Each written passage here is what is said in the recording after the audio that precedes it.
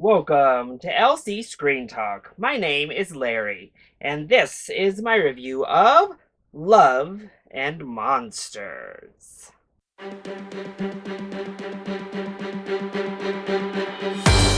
Love and Monsters is a 2020 action-adventure post-apocalyptic comedy that follows Joel when he decides to leave his colony to head above ground where dangerous monsters roam and lurk everywhere to make a 7-day trek to find the woman he loves after they're separated in a post-apocalyptic event. So heading into watching this film, I basically just knew that it was about some kind of monsters, some kind of post-apocalyptic event happening here with Dylan O'Brien as our star. However, I didn't watch the trailer and I had kind of avoided any sort of big details when it came to the film. The film, starring Dylan O'Brien, featuring a post-apocalyptic type of theme with a bunch of cool fantasy type of creatures, sounds right up my alley.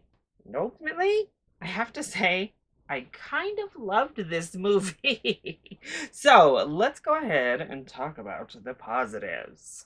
Well, I want to start off with Dylan O'Brien. He really makes this film work because he is our central character and pretty much in every single scene of this film.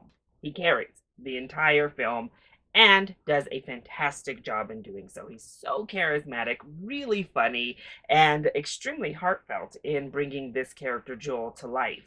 And the writing for Joel particularly is also fantastic. It's a very fun, lighthearted, funny film throughout. It does the awkward kind of comedy really well because it blends it perfectly with the more sarcastic, dry type of humor. While not a gutbuster per se, I thought it was a very fun film that had chuckles throughout. And really, all of our cast is fantastic. Michael Rooker has probably the second largest role in this film, and he's always wonderful. The little girl in the movie is really funny as well. Our entire cast delivers. The visual effects for a film that costs $30 million or less looked amazing. These monsters and creatures, first of all, their designs were awesome. But furthermore, the effects to bring them to life was fantastic. Really believable, really imaginative, and brought this type of post apocalyptic world to life. Also, the relationship between Joel and Boy, the dog he meets and teams up with on his adventure.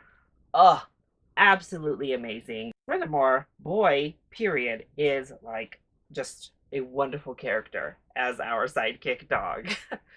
And what a well trained dog that was. A great dog actor in this film. But their bond and their friendship was really fun and actually kind of serves as the heart of this film.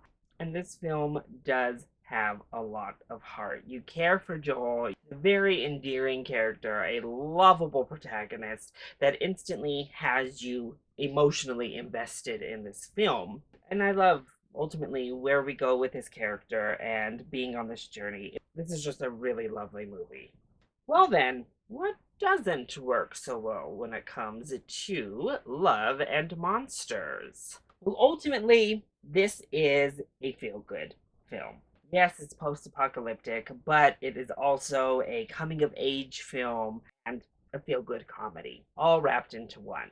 And it plays by the feel good tropes right down to a nice, pretty tidy ending. And I actually didn't love where we ended this film per se, but including everything down to the score, that uplifting type of music really gets you to those points of, oh, okay, it's definitely steering you in those feel good, manipulative type of directions.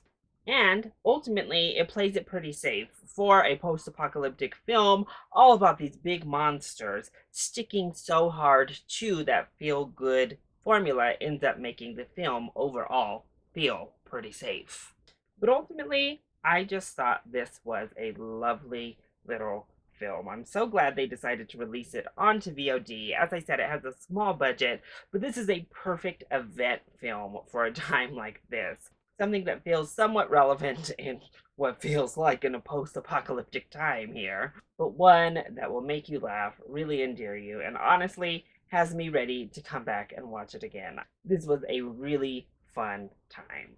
So, if you have 2 or 3 people that want to watch a fun post apocalyptic comedy, I think Love and Monsters is definitely worth that $20 VOD rental price. It was quite the surprising good time. So that is my review of Love and Monsters. I hope you enjoyed it. If you did, go ahead, click like down below and subscribe to the channel so you are always up to date on my latest videos.